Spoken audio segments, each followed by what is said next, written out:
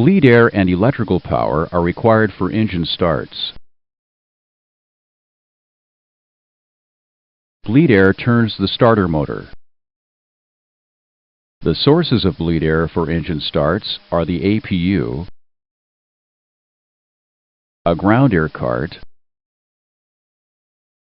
or the other engine. Today we will use the APU to supply the starter air.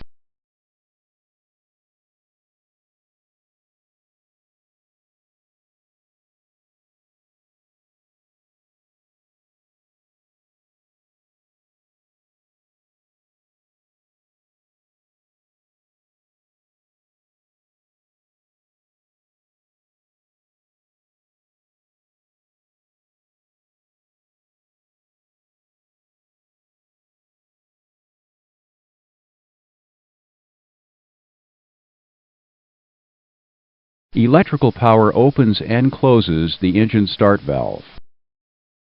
Each engine has two igniters. The AC transfer bus supplies power to the left igniter, and the AC standby bus supplies power to the right igniter.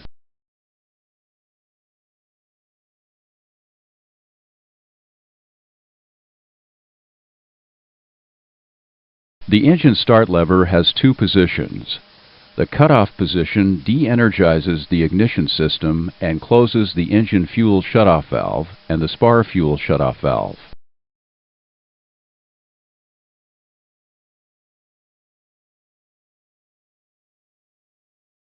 The idle position energizes the ignition system through the EEC.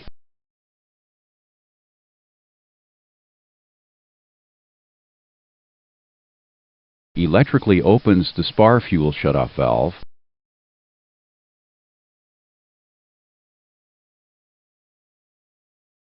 and electrically opens the engine fuel shutoff valve through the EEC.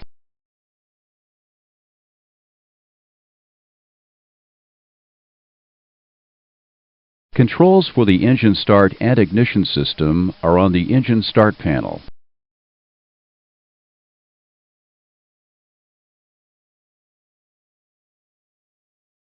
The ignition select switch has three positions. Ignition left and ignition right select the related igniters for the two engines. The both position selects the left and right igniters for each engine.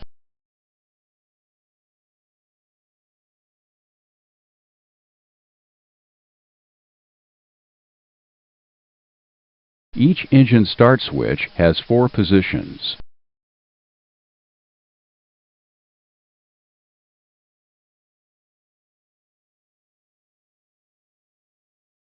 When the engine start switch is moved to the ground position, the start valve opens, and the engine bleed air valve is given a signal to stay closed.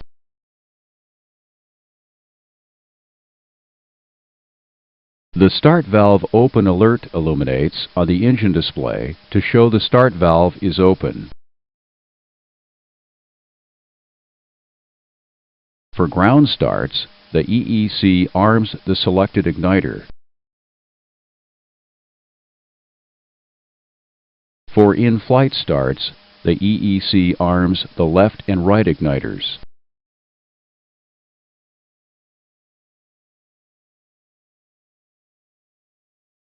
In the continuous position, the EEC arms the selected igniter.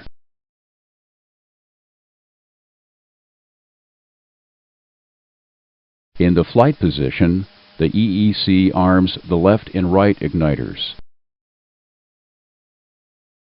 The continuous and flight positions have no effect on the position of the start valve or the engine bleed valve.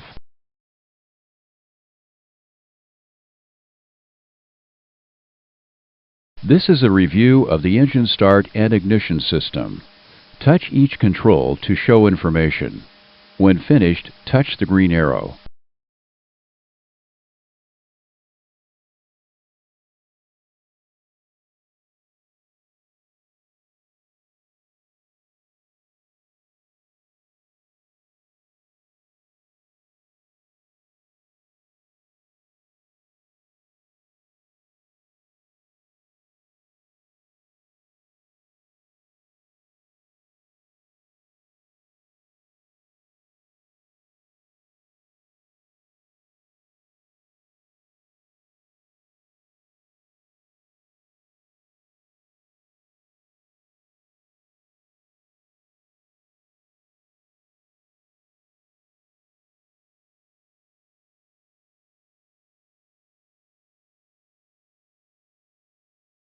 Let's now start the engines.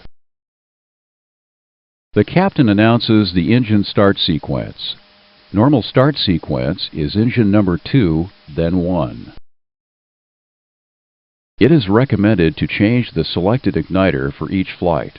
For today, select the right igniter.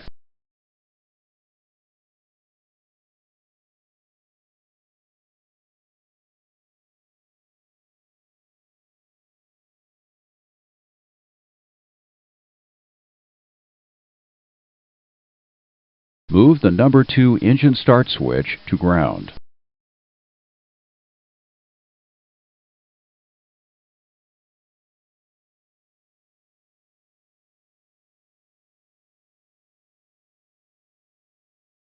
The start valve opens, and the start valve open alert shows on the engine display.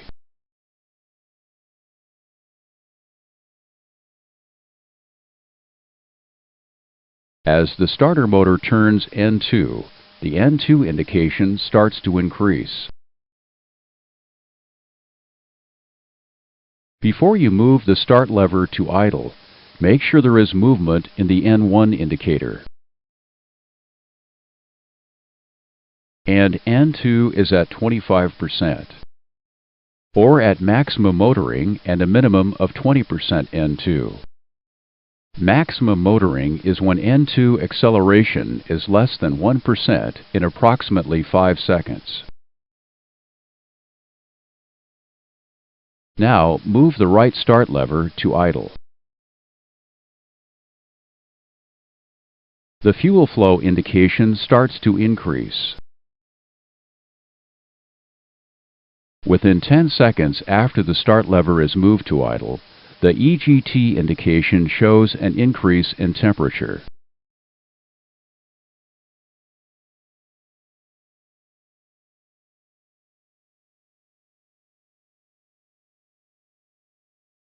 At 56% N2, the engine start switch moves to auto. The start valve closes, the engine bleed air valve opens, and the start valve open alert extinguishes.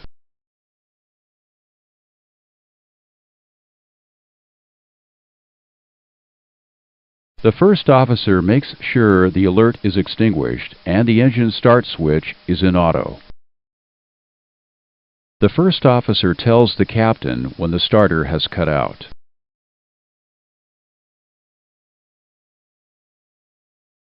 If the start switch does not move to auto automatically, the captain moves the switch to auto.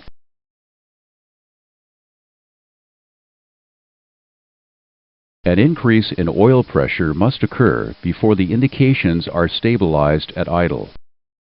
The first officer tells the captain when oil pressure increases.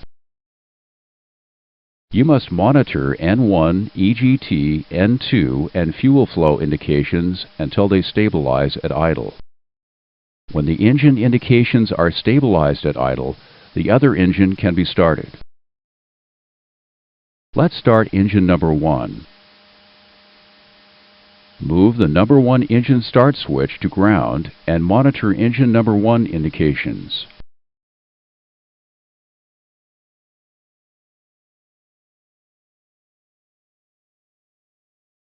When N2 is at 25%,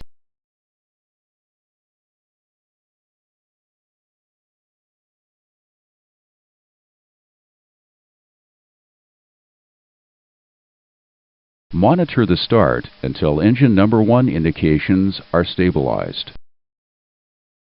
Remember, the first officer informs the captain when the starter has cut out and oil pressure has increased.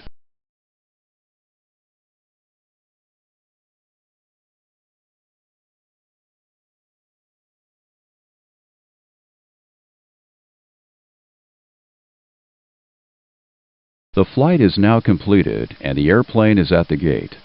Let's shut down the engines.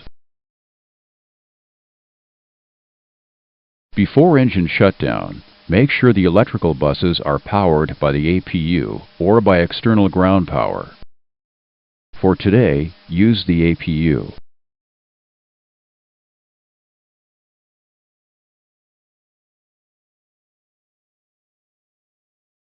Now move the engine start levers to cutoff.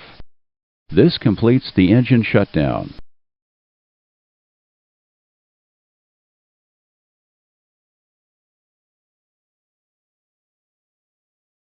The EEC supplies engine ground start and flameout protection. For engine starts on the ground, the EEC monitors engine parameters.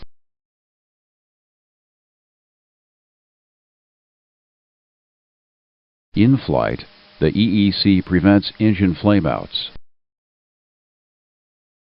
Let's first discuss protection for ground starts. The EEC monitors engine parameters for hot starts, EGT start limit exceedances, and wet starts. An EGT start limit line shows when N2 is below 50%. A hot start is when the EGT quickly increases or when the EGT approaches the EGT start limit line. If the EEC gets inputs of a hot start, the white box around the EGT digital readout flashes. The box goes to normal when the engine reaches idle N2, or when the start lever is moved to cutoff. Move the start lever to cutoff.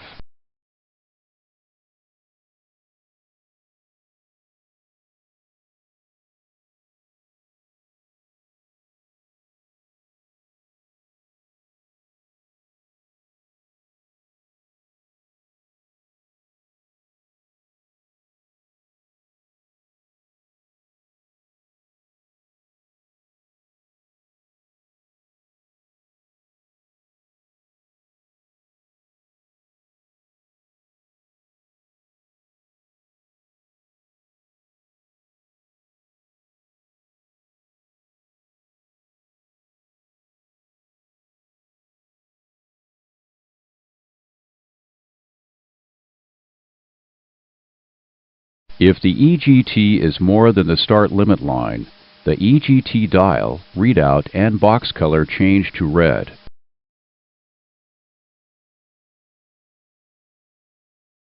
The EEC shuts off the fuel and de-energizes the igniters. The indication goes to white when the EGT goes below the start limit.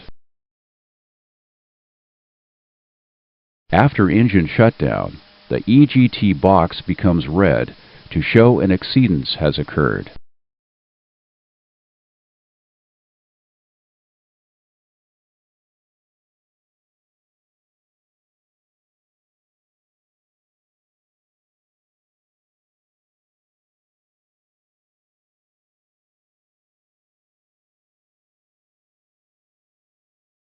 A wet start occurs when the EGT does not increase after the start lever is moved to idle. Fuel can collect in the engine and on the ground around the airplane.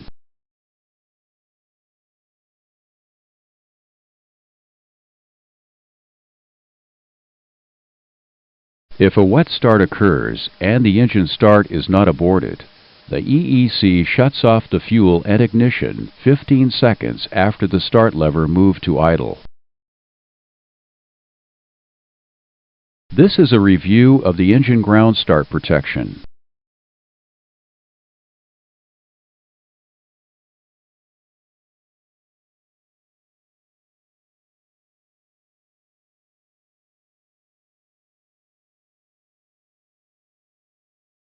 The EEC monitors engine parameters that show a flameout can occur while the engine start switches are in auto.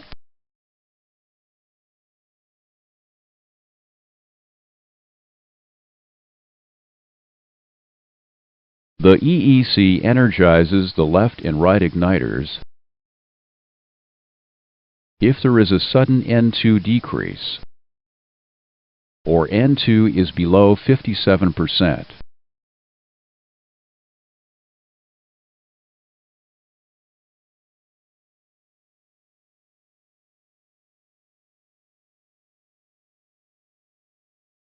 The EEC de-energizes the igniters after 30 seconds.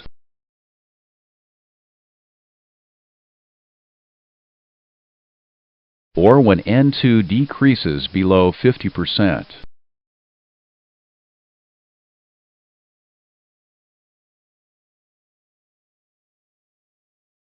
There are three other types of engine starts: ground air, cross-bleed, and in-flight.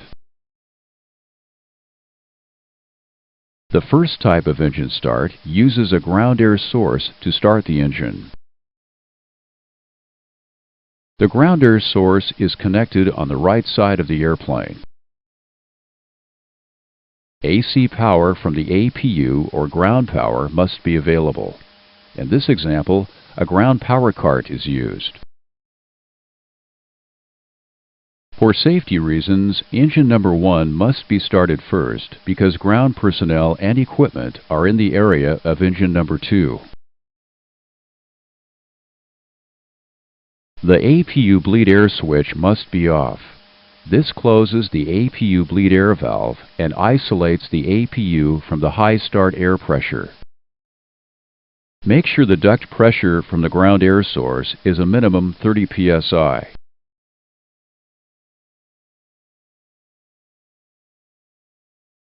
Use normal start procedures to start engine number 1.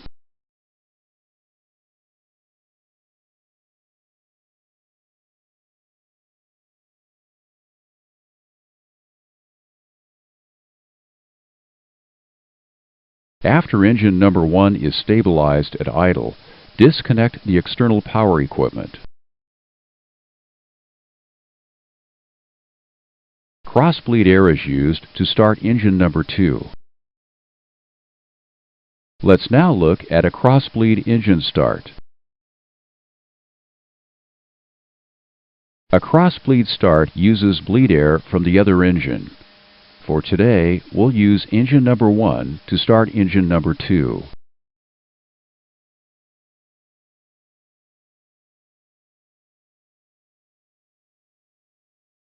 Make sure the engine bleed air switches are on, the APU bleed air switch is off, and the isolation valve switch is in auto. This makes sure bleed air from engine number 1 is available to start engine number 2, and the APU is isolated from the high start pressure.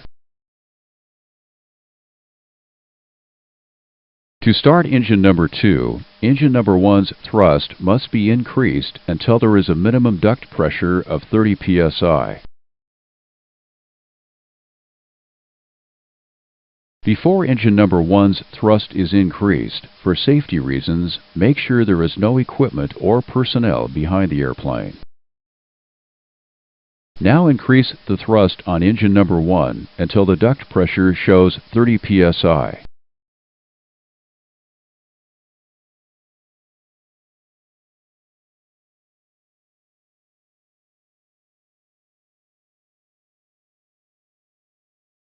Engine number 2 is ready to start.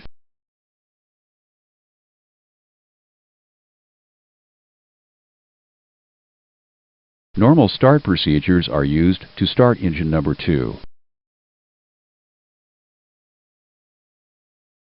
After starter cutout, decrease the thrust on engine number 1.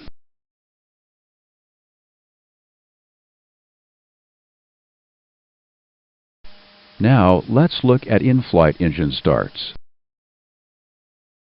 There are two procedures used for an in-flight engine start: cross-bleed and windmill. The airplane's altitude and airspeed must be checked to find the correct procedure to use.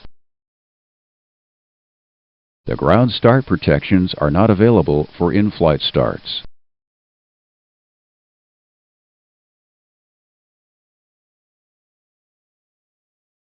The cross-bleed start indication is shown if an in-flight cross-bleed engine start is necessary. The engine start switch is put in the ground position.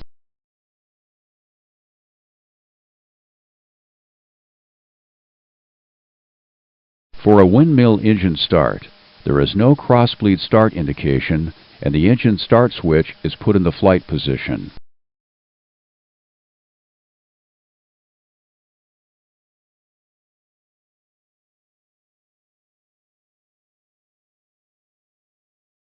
Now let's look at some non-normal conditions related to engine starts.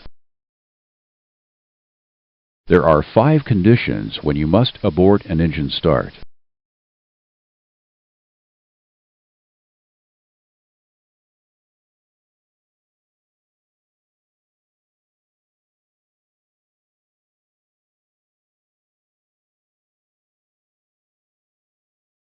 The first condition, no N1 rotation, occurs before the start lever is moved to idle.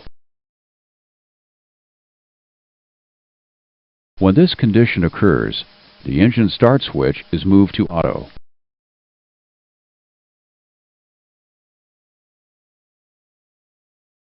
Three abort conditions occur after the start lever is moved to idle. If there is no increase in EGT 10 seconds after the start lever is moved to idle, or if there is little or no increase in N1 or N2 after the EGT starts to increase, or the EGT quickly approaches or goes above the start limit line, the start must be aborted.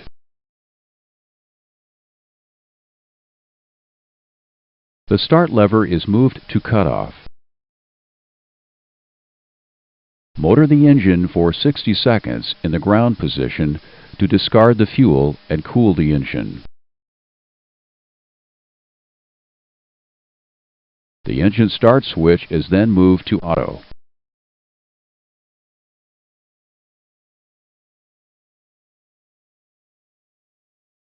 The last abort condition is no oil pressure by stabilized engine idle indications. The start lever is moved to cutoff.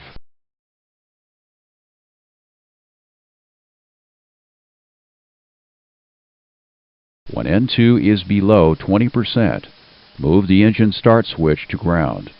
This prevents damage to the starter. After ground is selected, motor the engine for 60 seconds.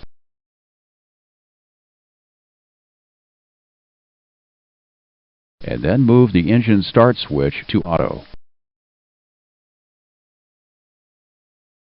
This is a review of the abort conditions for an engine start.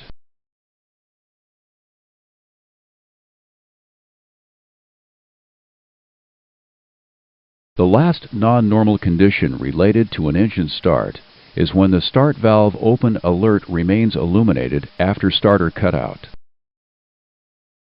To prevent damage to the starter, all bleed air sources to the starter must be isolated. If the APU or engine bleed air is used for start, the isolation valve and related bleed air valves must be closed. In this example, the APU is used to start engine number 1. Now set the bleed air panel to isolate the related bleed air sources.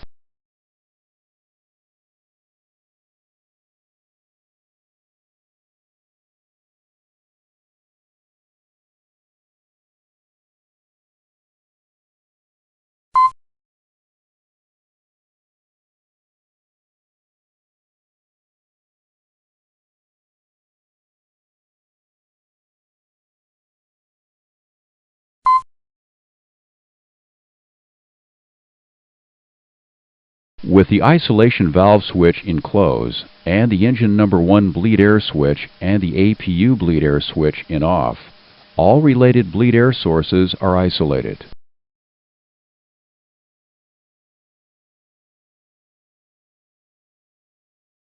For all ground starts, move the start lever to cutoff.